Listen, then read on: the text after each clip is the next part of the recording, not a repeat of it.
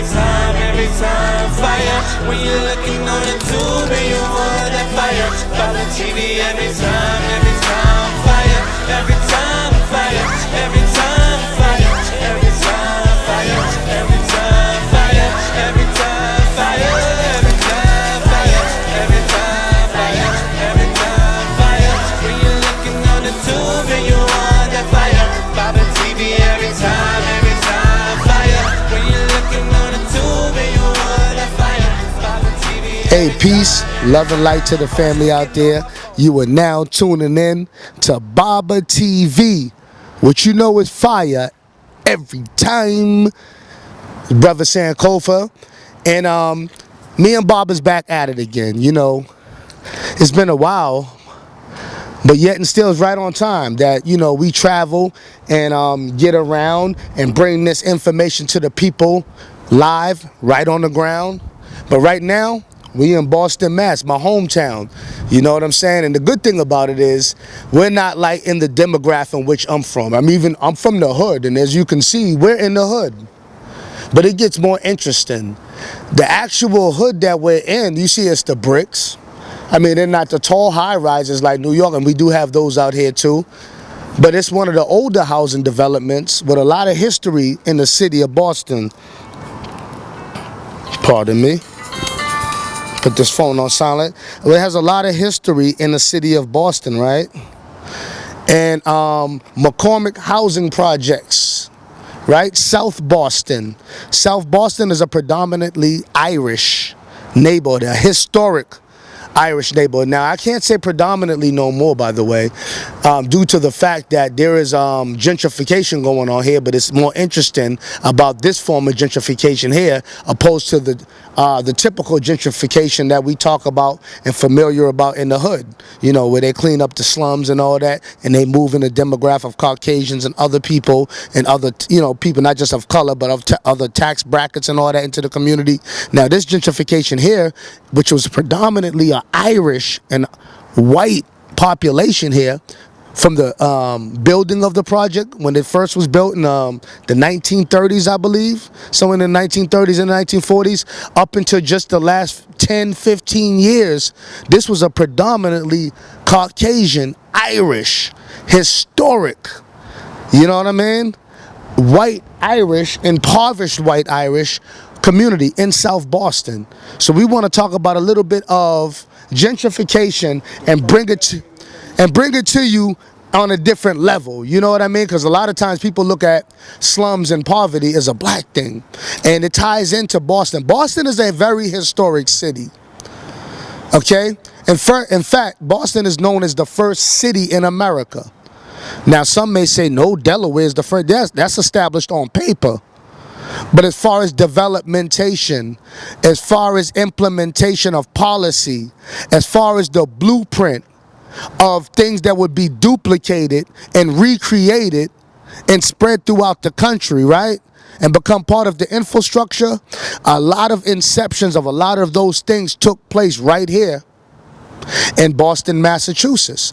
So even some of the first and oldest housing developments, which, let's be real, in dealing with historical facts, were developments built for poor and disenfranchised Caucasian people.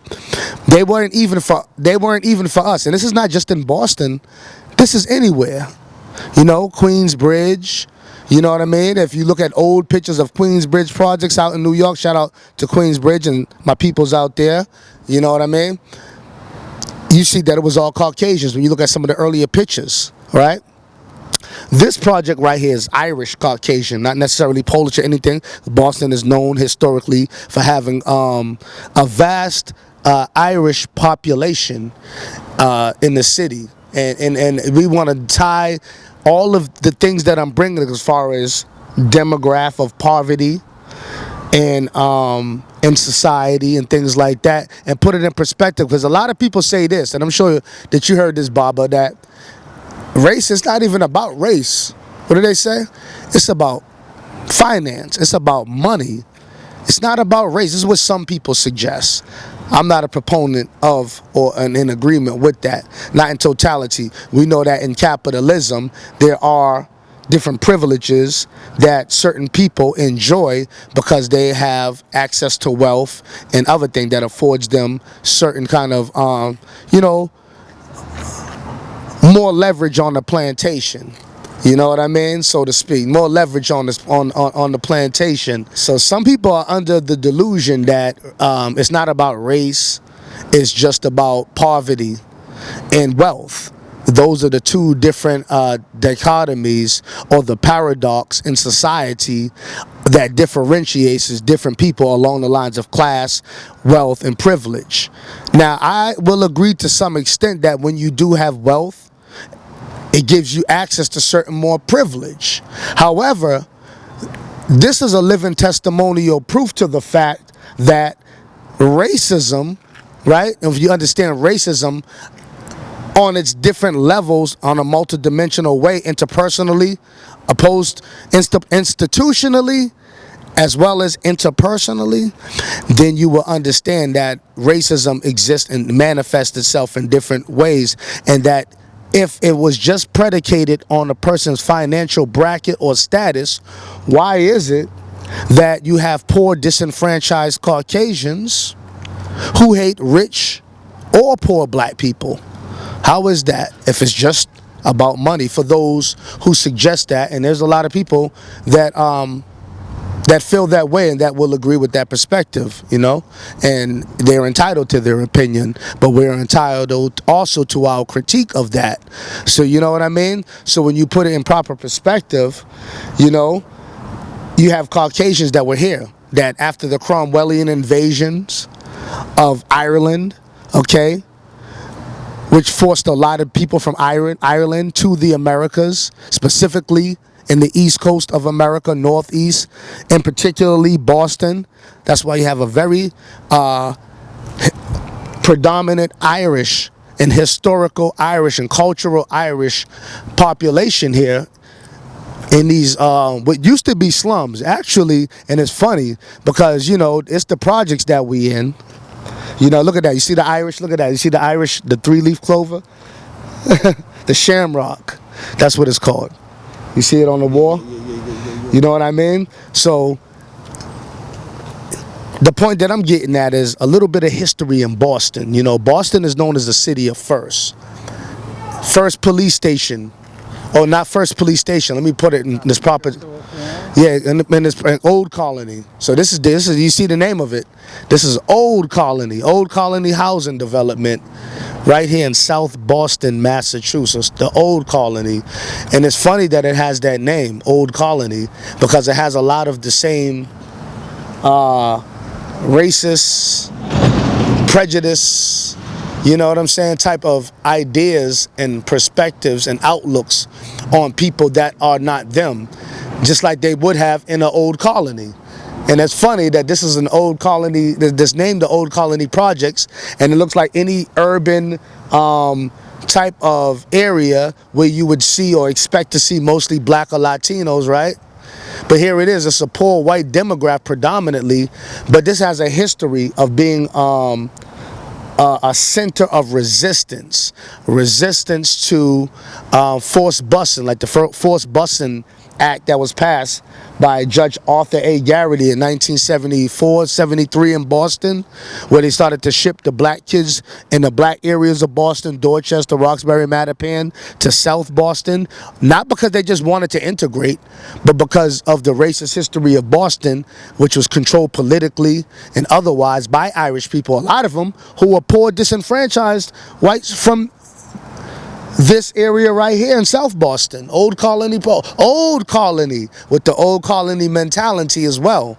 You know what I mean? So what they would do is they would get into a political office and control and dictate to make sure things work in a favorable and desirable manner for the people in their demographic. So even though they were poor and disenfranchised, for those who say it's not about race, it's just about finance, it seems like we're alone on the planet in that perspective. And the reason why I say we're alone in the planet on that perspective is because other people that have a sense of nationalism, that have an identity, that have a culture, that have a flag, that have a legacy, that have a culture that they want to maintain and pass on to their children, they don't just look at it like that. You know what I mean? They don't just look at it like that. They look at it in different layers, and they look at it in different things, because self-preservation is the first law of nature. And this is definitely true.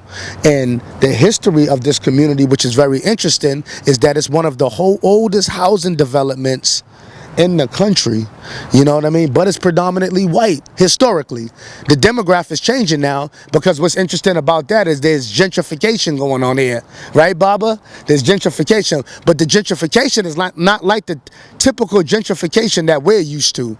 You know, a predominantly black Latino area that begins to get fixed up, so they raise the price of the property value, and therefore the rent and everything around it, parking and all that would have you around it, so the people move out, especially the people that has public assistance from the government, you know, they move out and other people move in. It's not like that, you know. Here, which is predominantly Irish, Caucasian, you have a lot of Latinos moving in now. You have a lot of blacks moving in, like, yeah, show it.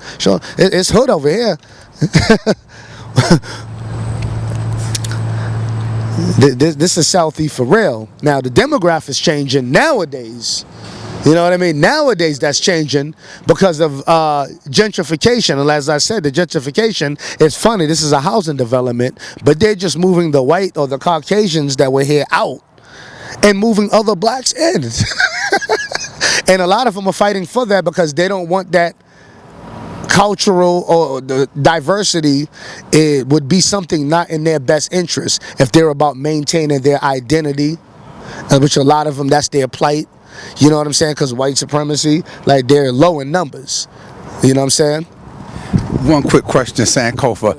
I would imagine then, do the Irish people complain? I mean, because when you're stuck with nothing, I imagine do they blame their government for the predicament, or do they blame poor black and Latino people for the condition? That's a very good question. I would think, depending on the Caucasian and their different ideological perspective, that's what that would be predicated on. But I've noticed that in numbers, a lot of them tend to blame not the government, because they feel as though the government has been infiltrated by, even though people that have the same skin complexion, they're not the same. They're not the same as far as agenda, objective, and long-term, you know what I'm saying, blueprint. So a lot of people that are in government, a lot of Caucasians who are radical and who are militant and who are pro what they are as far as Christian, or, you know what I'm saying, Caucasian, pro-American, a lot of them are against the forces that are in power, that they feel like are influenced by Zionists, and that the Jews that are in power. So some of them tend to blame the government, but then on the flip side of that coin, you have some of them who are very pro-Caucasian, white, who even in poverty, because they happen to be Caucasian and that's all they have, they feel as though they're going to hold on to that as a badge of honor, even in their poverty, even in the same demographic in which we're in. For those who say it's just racism and poverty, is the fact that you have impoverished whites who hate rich or poor black people who live in a lower poverty line than some of the black people on the other side of town. And this has historically been a center for white resistance. So when forced busing came and they started to bring blacks to South Boston, not because blacks in Roxbury or Dorchester wanted integration in the sense of, or the perspective in which people see integration, that is it, you know, that's a sign of equality or advancement for us because we go to school with white people. No, it wasn't that. But because of the racist history of Boston, Boston is known as a racist city. And I'm going into some of the history of why and breaking down some of the different demographical differentiations in Boston for educational purposes, to give you an idea of what it is here and how it is. A lot of the racist people in Boston and the racist history, right, that a lot of people that are not from Boston, some of which have never traveled to Boston. I know I meet people in my journey who say, damn, Boston's racist. You from Boston? Where you from? I'm from the hood in Boston. Like, it's racist, but I say America's racist. Damn, but now, but Boston, there be people never been here. Malcolm X said everything from the Canadian border down is the South then. If you say that only the South is racist, well then everything south of the Canadian border is the South then. That's what Malcolm X said. So I always say America in general is racist, but a lot of people's perception of Boston, when you really mention that, they think Irish and they think racism.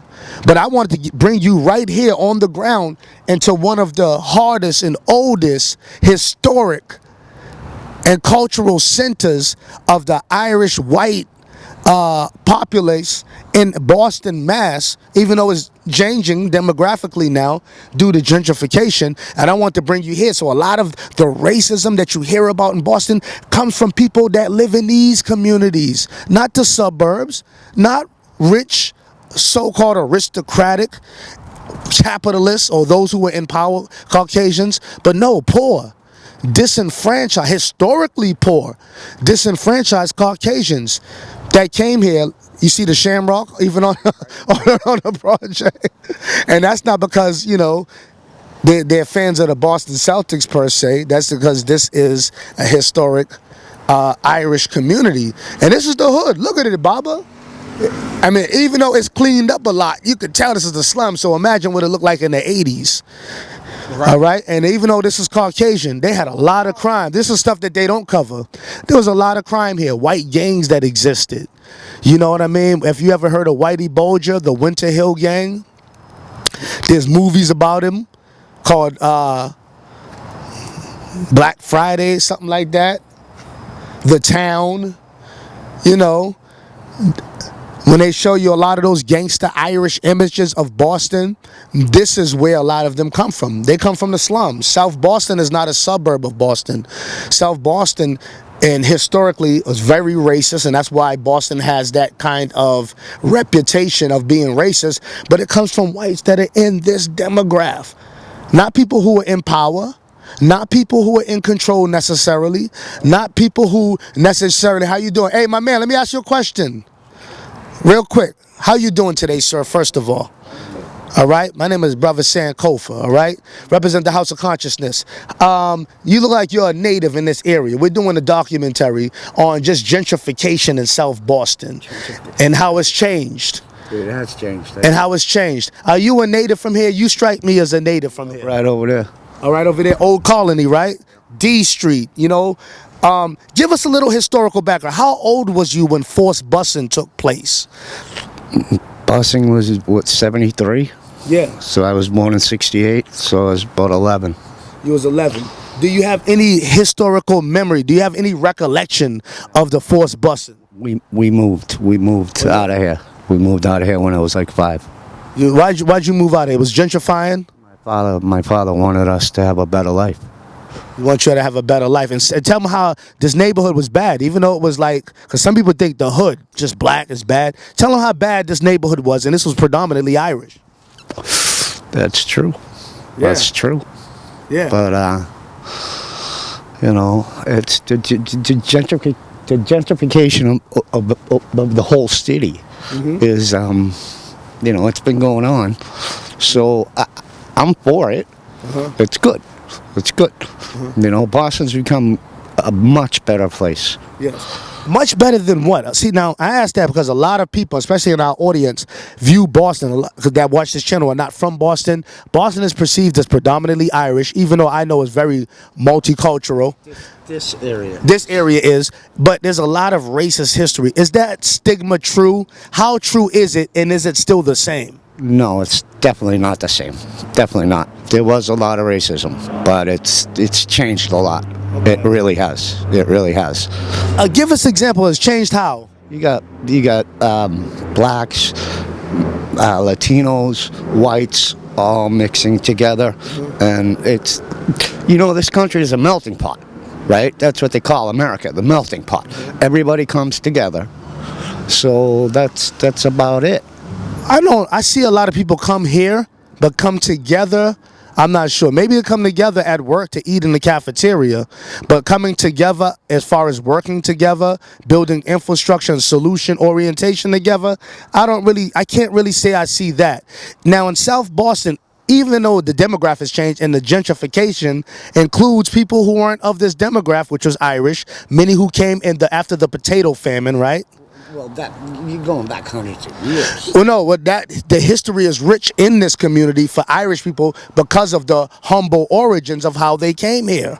Now that the demographics changed and a lot of resentment, do you feel as though as a result of that, even though the demographics changed a lot of resentment has heightened, that some people are not embracing of that change? Some people are, but you know what? For the most part, I believe people are good at heart, and they want to help everybody.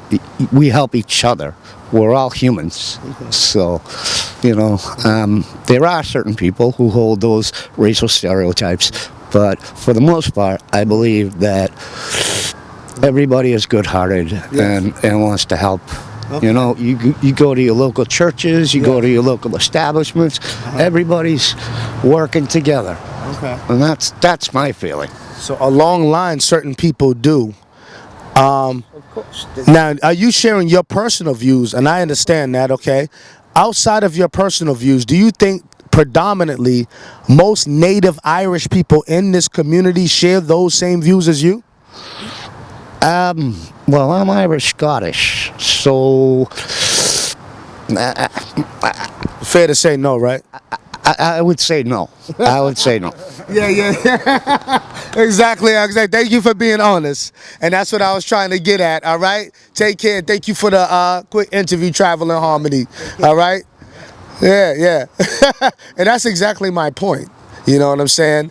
Understanding how the opposition thing. Now, some people say, well, you gave him a pound, Sankoff. I don't have no need to be super angry and resentful and like I ate 3 lemons and I'm mad and I'm so militant. I'm going to be walking around with my mouth on jaw tight and shit like that because oppression is real. I don't got to do all that.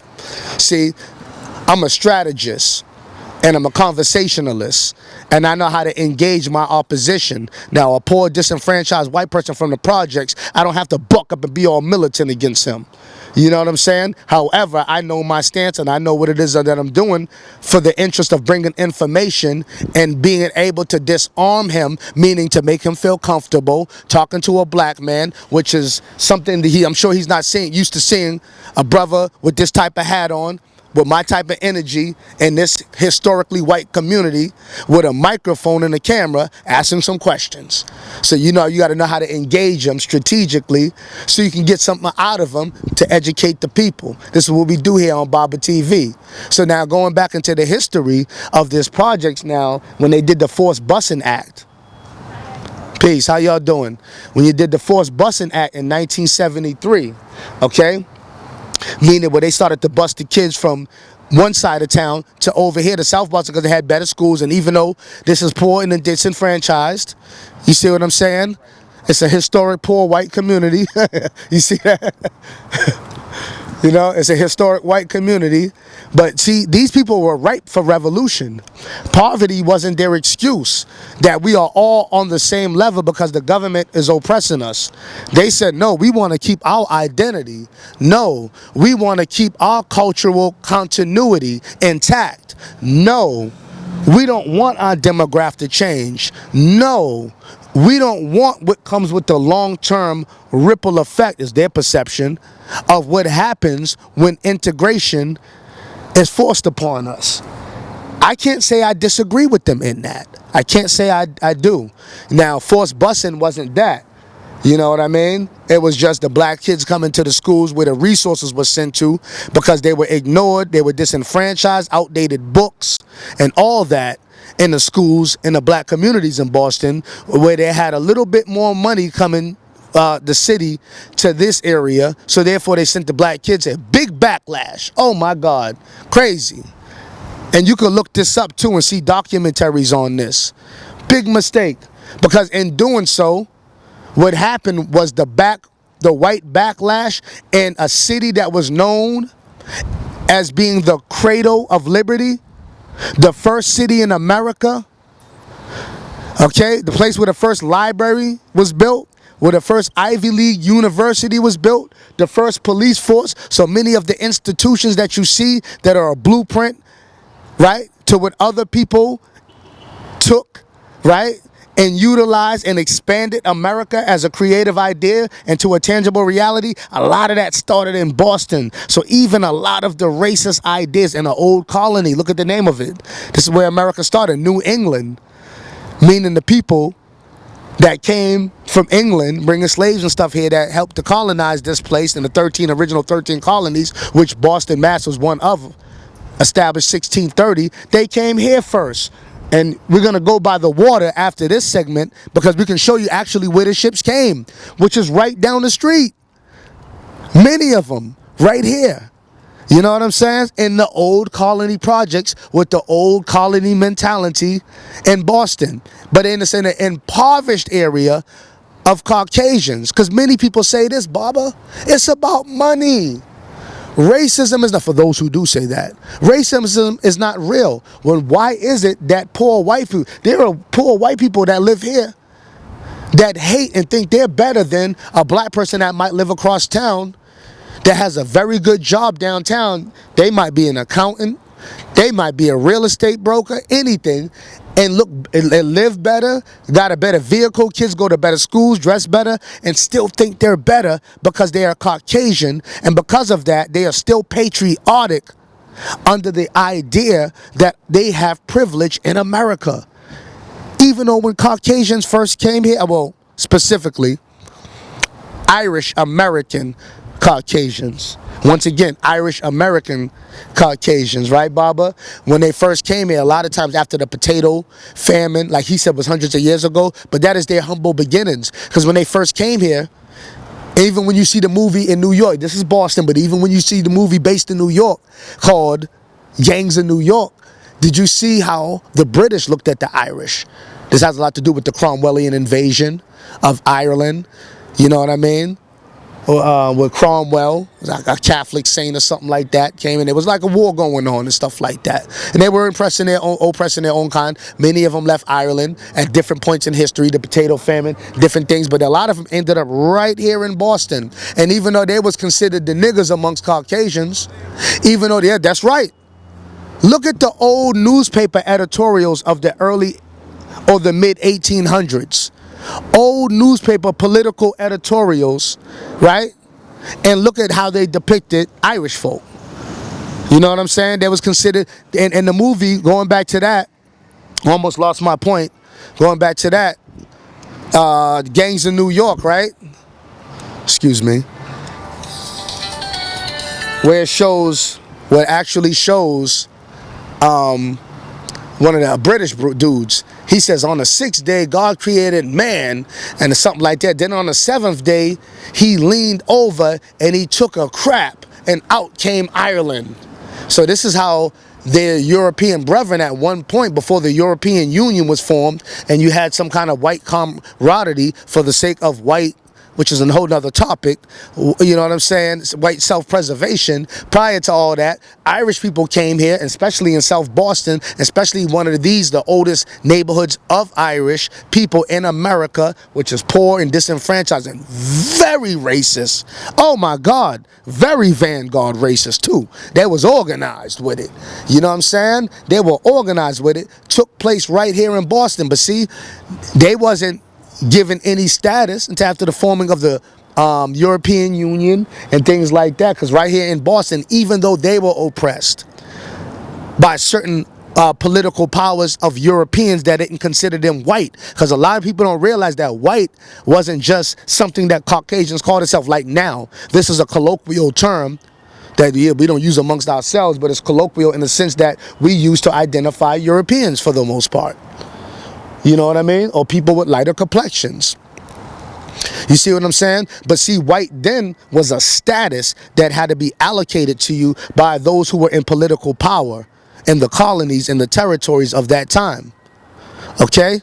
So if you were considered white, you was considered sovereign of the land. And so you probably heard this. Some of this is familiar for you, and some of the sovereigns say that. So like the term White House and da-da-da-da. So when the Europeans came here from different places, you know what I'm saying, in Europe, okay, in Portugal and Spain and different places like that, in order to be considered sovereign and naturalized as a real citizen here, white was the status.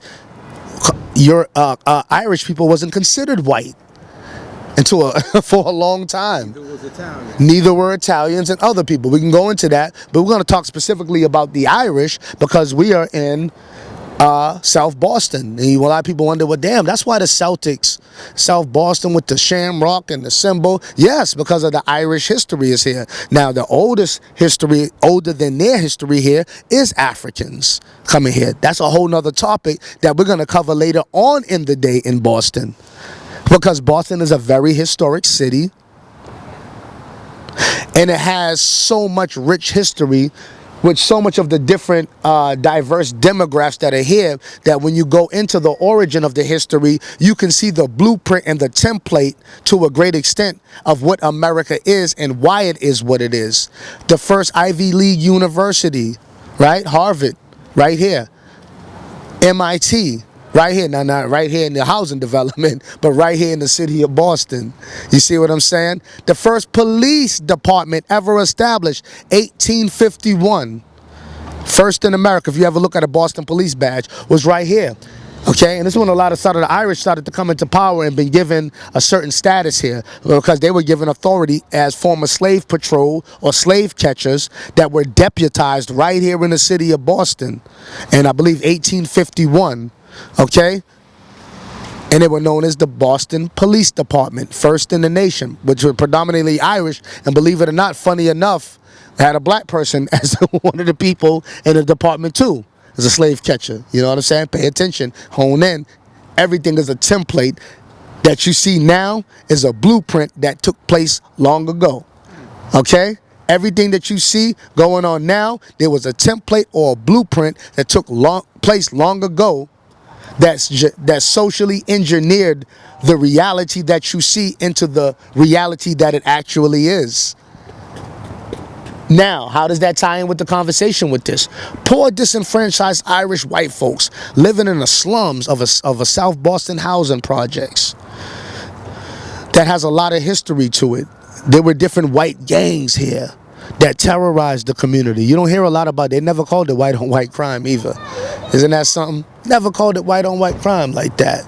You know what I'm saying? In fact, some of the gangs that existed here are glorified in some of the movies that a lot of us see, such as The Town.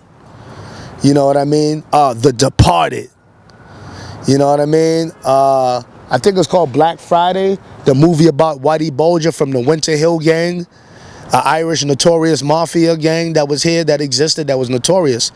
Yeah, right here in their own community, amongst their own. Racketeering, kidnapping, extortion, murders, you name it. They was on it. You know what I mean? The Mullen Gang, you know, which is another street gang, Mullen Street, that was a notorious Irish gang terrorizing the community amongst their own people. But this was under the radar. That's funny, because what America portrays of crime and poverty and traditional crime as a result of the demographic that you exist, which you see predominantly portrayed as black and Latino. Mostly black, but black and Latino. And maybe some poor white elements. But this is one of the most notorious and oldest and racist old colony communities in the country. So to be here on the ground, that's right. Babatv, we got hard over here. We go right on the ground. Boots, Timberland boots in this case, on the ground to bring you this knowledge, this information visually. You know what I mean? Visually. Now, yes, the demographic has changed here, but I'm sure a lot of the historical, a lot of the sentiment, a lot of the energy and the spirit of that South Boston old colony racist idea, it still echoes, it still permeates, it's still prevalent in this community. You know what I mean?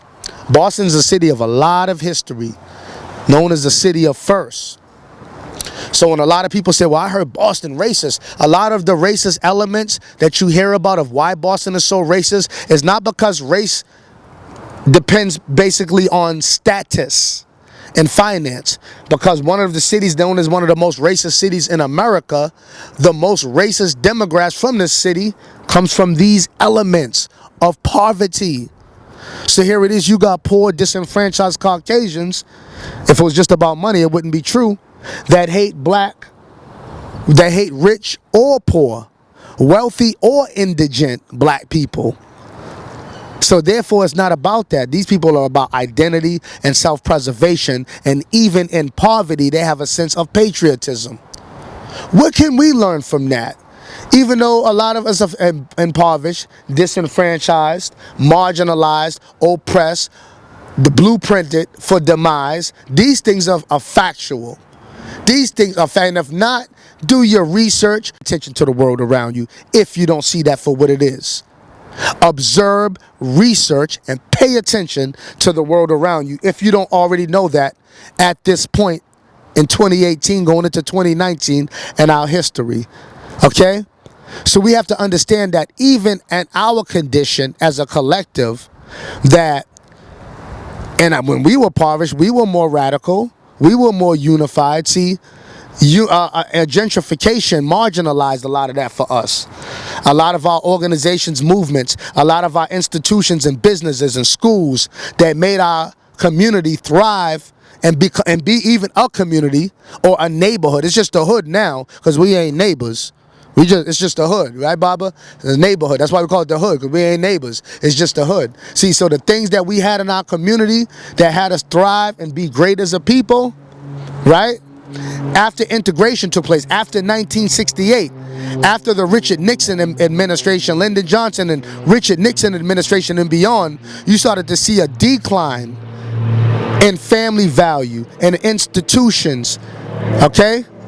And in family orientation in the black community because of gentrification. So even though the Caucasians in this community historically are in opposition to our best interests, therefore our enemies, socially, politically speaking, okay, for the most part, I can understand, right, why they don't want the gentrification, because they want to preserve identity.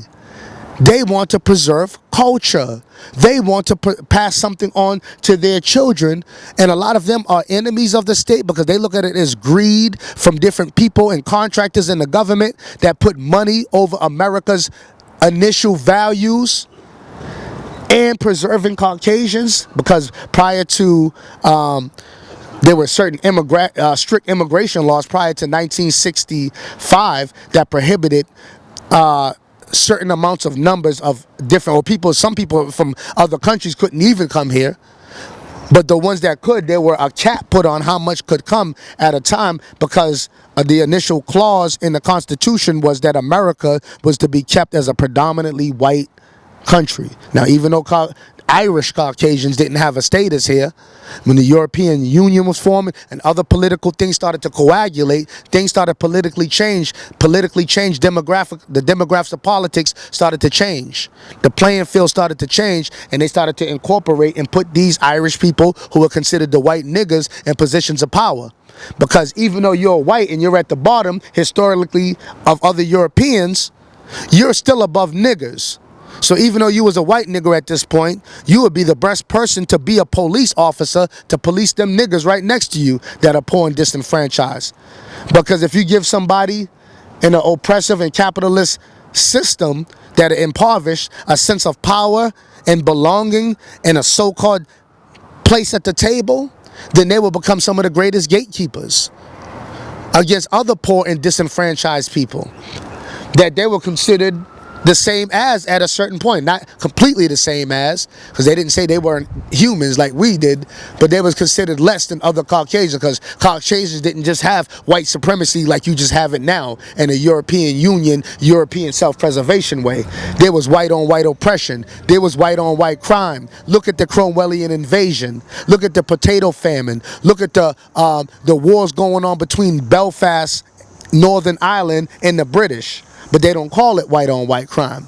But see, here in America, even though whites are poor, disenfranchised to some extent, facing gentrification by the same government that we're under, because they have a sense of cultural continuity, racial pride, and identity, they still have an audacity that I wish we had to stand up and fight to preserve identity and culture, because the first law of nature is self-preservation. So even though the Caucasian, those who do have gripes with it, I'm sure it's a lot, even the guy even said most of them, so I'm glad we got that on there to feel the pulse of some of the people that are from this community, and he looked like he's been around for a long time. But just to confirm the fact that even in poverty, for those who think it's just about money, Caucasians still think that they're better than you and wear their color as a badge of honor, because they see how we treat each other, how we disrespect each other, how we don't unify with each other. But even in their differences, they form unions. Even with their multiple differences outside of the same skin, because it's like goddamn Roy Rogers and Popeyes. They got the same skin, but it's two types of different chickens.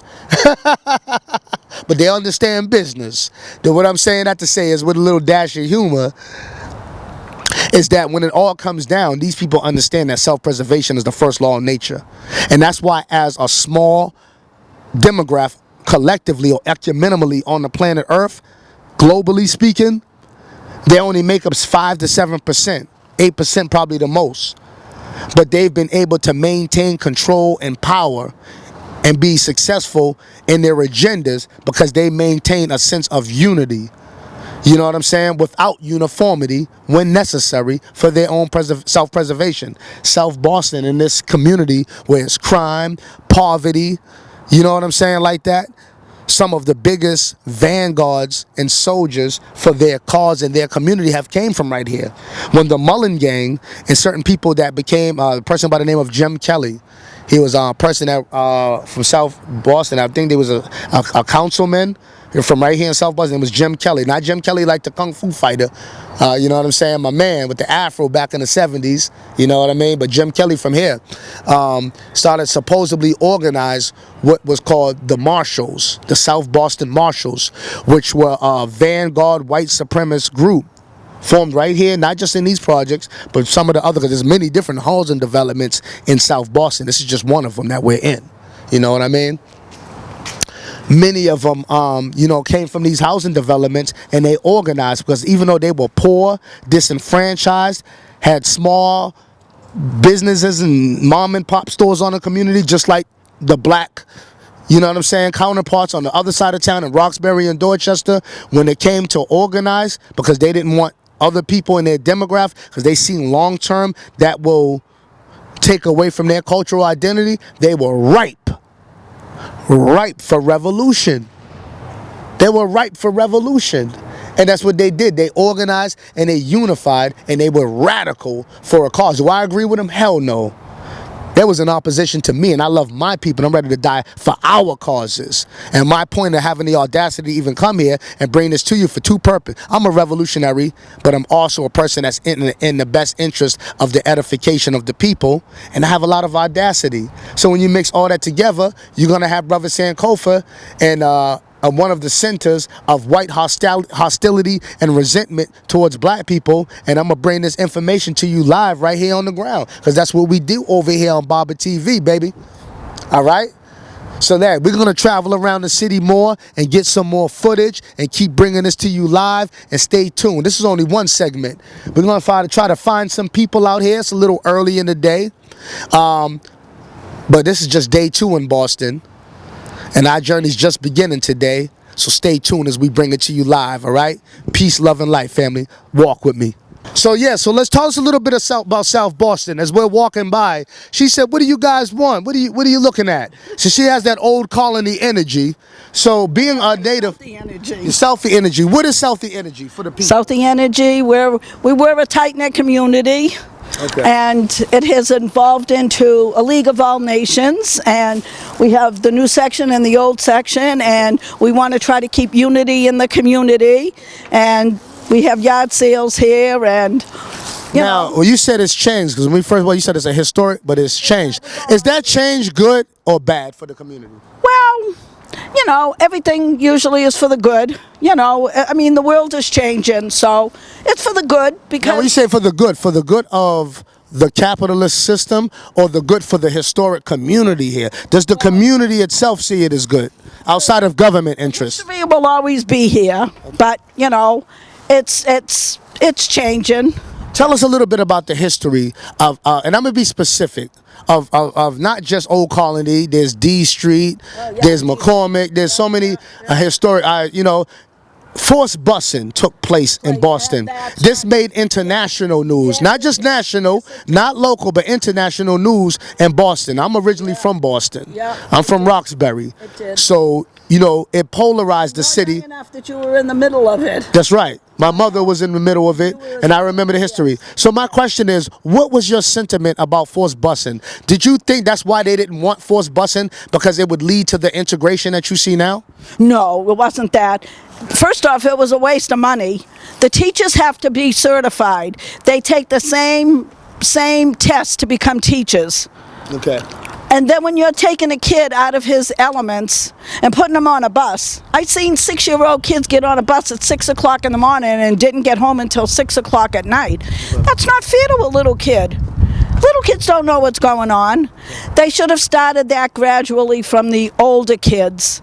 And then, it would have worked out better than just dumping it on us the way they did. Okay, you said dumping on us. I pay attention. I fine-tooth comb words, okay? Now, Louis Day Hicks, who was Louis Day Hicks, what, that's here the name right? Okay, so, work with me because I'm working with, the name and my history. I'm pulling this up from my file cabinets of memory. Was the superintendent, a school superintendent, right?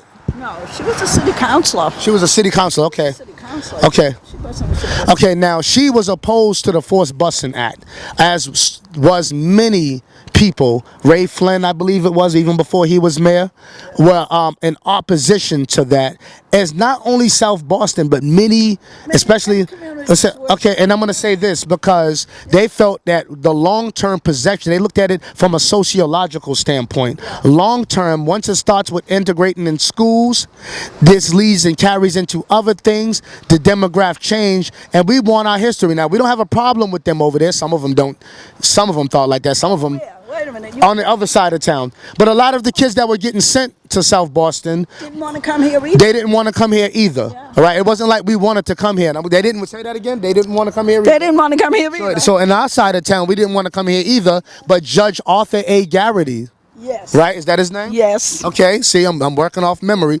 Forced it, and it was called the Forced Busing Act of 1974. And what it did is, in a city that was already racially divided, what it did was it heightened the racial division, where it turned physical and it turned bloody, and it made international history. And Boston is polarized from then as a racist city, even though America in general feels the way Boston does.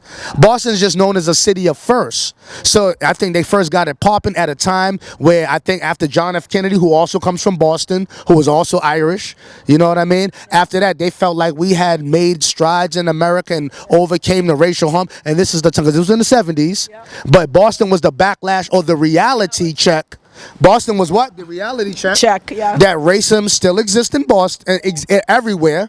And Boston was just, I think, a place that polarized that. You know what I'm saying? For the rest of the country. How do you think the majority-wise, because you're from this community, you said for 40 years, Been here for over 40 years. That raised my. How does the most of the community feel about this new integration going on in the country? Do you think they think it's good for what is the dialogue amongst the common people? You know what? We all get along. I turn around and the Spanish people, well, actually, a lot of us have had to move out from there because they're redeveloping, but the Spanish people would come over and feed us. I'd barbecue. I'd feed them. Hell, we'd be having parties together. Were you racist at a time in the 70s when the Forced Busing Act? And has your perspective changed now? Technically, not really, because when I was a younger kid, I didn't know what racist was. From South Boston? And you don't know what racist is? Because We didn't have blacks that lived here at the time. Everybody You just didn't know what racism was, but when they came, did you know what racism was then? That's what opened everybody's eyes that, they was Yes.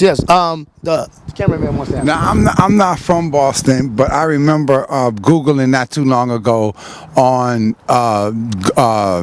the internet, and I saw a picture of a white man downtown Boston. I think it was a result of the forced busing. I don't know what year it was, ramming a flagpole and a black attorney's gut. Did he break his ribs? Broke his? Can you elaborate a little bit on that? Yeah, so City Hall was met with the white resentment. A lot of them, the marshals. Yeah. You ever heard of the marshals? Yeah. Okay, that formed here. We were just talking about that. Who are the marshals before I proceed? I don't You said yeah, but you don't know. Okay, it's They were like the police. of the South Boston. They policed us against black people coming here.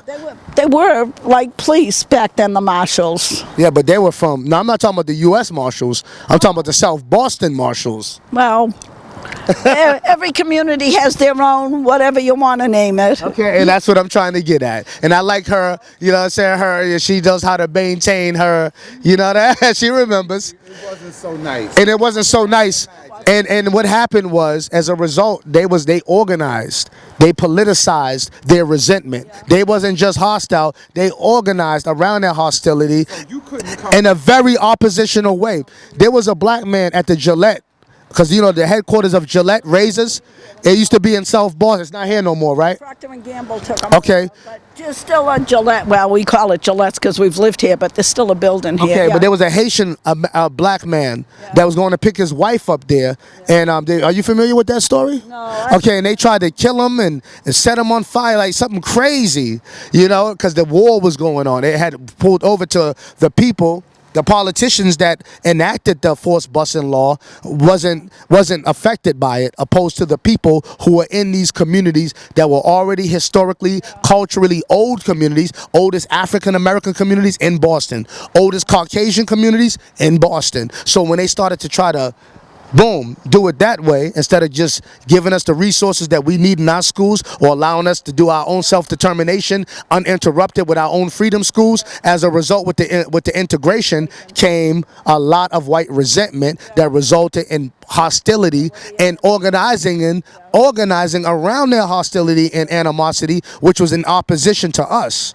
I think something was good in that. I don't believe that the school should have been I don't believe equality means integration. I believe that equality means not the government doesn't give you through the Federal Housing Act certain leverage politically and economically when it comes to housing. But that's where they cut budgets Yeah. for schools and housing. Yes. And if you can't teach these kids, who's going to run this country? Right. If you don't have a roof over your head, how can you sleep at night?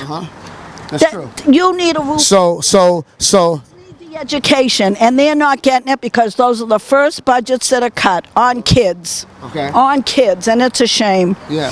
So because of money not being put in equality, a disproportionate distribution of wealth and privilege, even in a poor white demographic like South Boston, who were oppressed too and who were poor too, they were given an advantage over black people. Do you agree with that? They were. You know, we used to That's why they sent them here. And that's when their resentment, because even though they were poorer than some black people in Roxbury, they didn't want, were they poorer than some blacks? some of us were, back then. But they were still more militant because they didn't want us here. Okay. You made me lose my train of thought. I was going to say, Not sorry, but pardon me.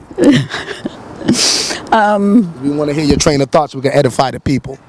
I lost it now. Couldn't have been too important, I guess. Okay. Where do you see South Boston in 20 years from now? Wow. It's a historic Irish community. It's a mixed community. I actually use the word yuppie. It's all becoming all yuppies over here. Okay. You see every bar up here in South Boston. It's all the yuppies, all these young urban professional people. They want to be here because it's close to downtown. We've got the beach. Yeah, and downtown. They actually have the liquor stores and the pizza places delivering to them right on the beach. It's not like when we grew up. They were scared to come here then. Well, no, but I'm saying these young urban professional people, that live here now are overrunning this, and it's Southie isn't Southie anymore. So what is gentrification in South Boston to you? Explain what gentrification in South Boston is. Right now, it's a melting pot. It's not Cambridge, but it's almost a melting pot. Yeah, it is. You know. Is that good for South Boston? Yeah, because people have to get along. I mean, you know, how are we going to stop wars if we don't get along? Okay. I thank you for your time. Thank you. All right. Take care.